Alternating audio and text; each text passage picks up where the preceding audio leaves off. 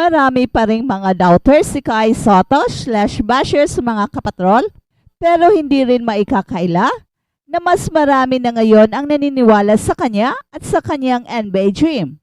Some people are definitely doubting on Kai, but some people believe in Kai and hope he will finally achieve his ultimate dream of playing in the NBA, being the first homegrown Pinoy to play in the big league.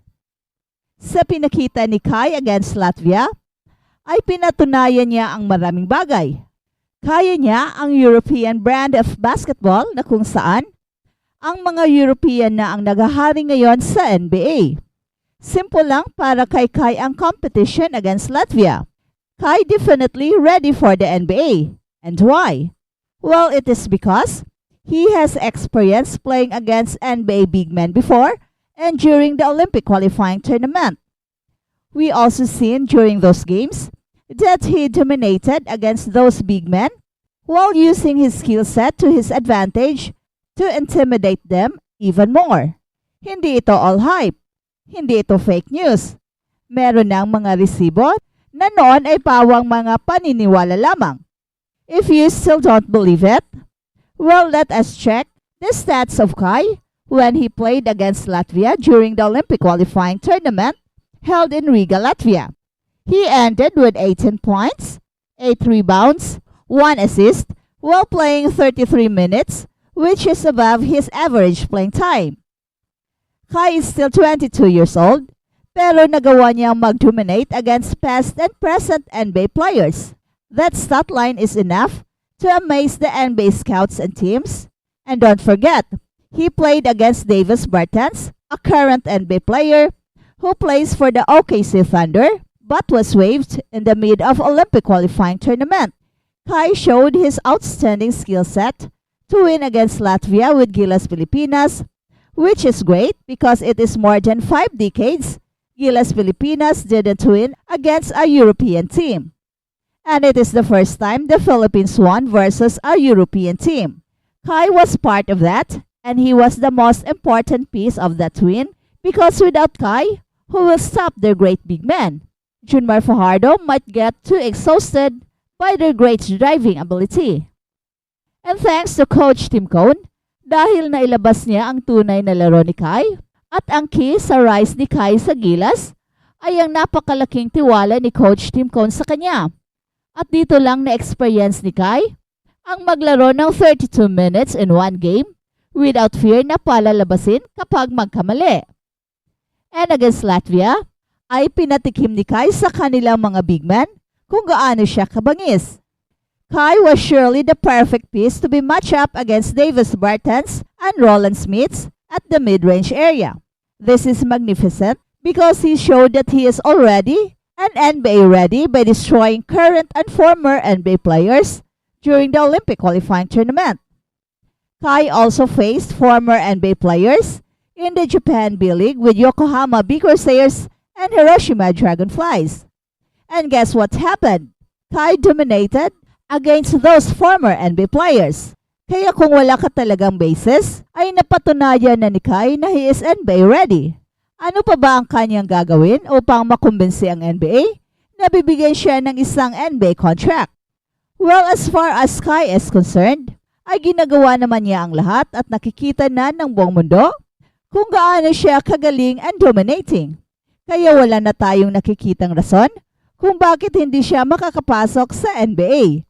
Well, it is just a matter of time. Sa tamang panahon, ay makakalaro rin ang ating idol sa NBA. That's for sure. Walang duda. At balitang NBA naman. Stephen Curry, posibleng iwanan ang Golden State Warriors kapag nangamote. Kung si star player Stephen Curry ang tatanungin, nais nitong maglaro sa Golden State Warriors hanggang sa magretiro siya sa National Basketball Association o NBA. Pero sakaling mangulilad sa susunod na NBA season ang Golden State Warriors, ay malamang magbabuna siya at posibleng tumawid sa kabilang bakuran. It's tough, right? I've always said, I want to be a warrior for life. Saad ng 4-time champion Stephen Curry sa isang interview.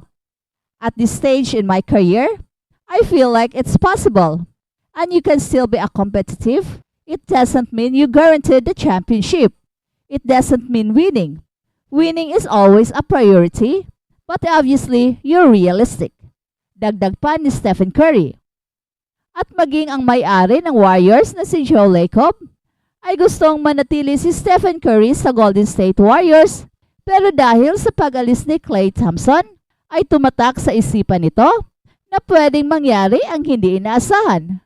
From what I've learned, all he said was what you'd expect, which is, I want to win. And if we were a really bad team, I guess he would rethink whether he really wanted to finish his career here. Yan ang sabi ni Joe Lacob. Ngunit hindi ganun ang nangyari at hindi inaasahan ng Golden State Warriors na magiging ganon. At yak mula sa maraming pag-uusap na ginawa ng koponan kay Stephen Curry at madalas silang mag-uusap at meron silang magandang relasyon, sa tingin ko ay komportable si Stephen Curry sa direction ng franchise at kung gaano sila kasigasig na ilabas ang pinakamahusay na produkto sa court na maari nilang ibigay. Matapos manalo ng pang-apat na kampyonato at halos nahirapan na sila makapasok sa playoffs. Sa edad na 36 years old, hindi pa nakitaan ng pagbabago sa kanyang laro si Stephen Curry na natili itong malupit sa tres at mabilis pa rin sa takbuhan. Habang si Russell Westbrook, merong 2-year deal sa Denver Nuggets. Nagkasundo na ang Denver Nuggets at si Russell Westbrook sa 2-year contract. Ayon kay Shams Charania ng The Athletic, nagkakahalaga ng $6.8 million ang kontrata.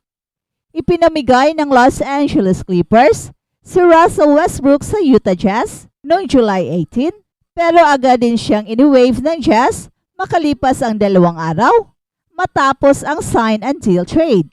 Bago pa umalis ng Los Angeles Clippers, ay matudugnang sa Denver Nuggets ang final destination ng 35-year-old guard na 4th pick overall ng Seattle Supersonics noong 2008 at naging NBA MVP noong 2017. Former NBA MVP Russell Westbrook is signing a 2-year, $6.8 million contract with the Denver Nuggets. Sources tell of The Athletic at Stadium, Teal has a player option in 2025-26 season. Yan ang post ni Charania sa kanyang X account. Ang Los Angeles guard na si Bones Hyland reacts to Russell Westbrook's new contract.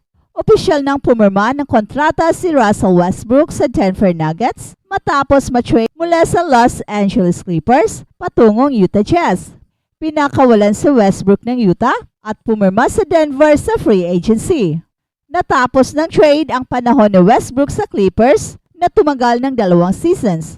Matapos siya ma-trade mula sa Los Angeles Lakers patungong Utah Jazz noong 2023 at pumirma sa Los Angeles Clippers matapos ang buyout.